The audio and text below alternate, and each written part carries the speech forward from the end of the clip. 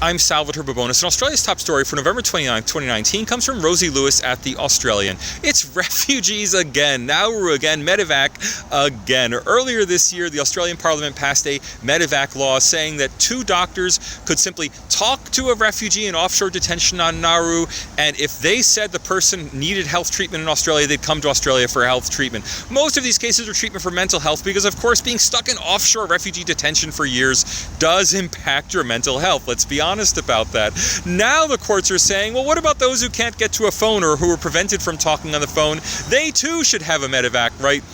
Let's face it, in practice, all of these people on Nauru are coming to Australia one way or another. At this point, it makes no sense to continue to enforce the illusion that Australia has some control, or that the Australian government has some political control over the patriation of these people to Australia. They've suffered enough. The point has been made.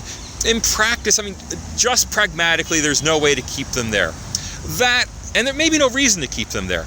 That said, the idea that doctors should be setting immigration policy and refugee policy is crazy. Refugee policy is a political issue that should be subject to political oversight. Stop this idea of the Medivac, one by one evacuation of people because some doctor says so.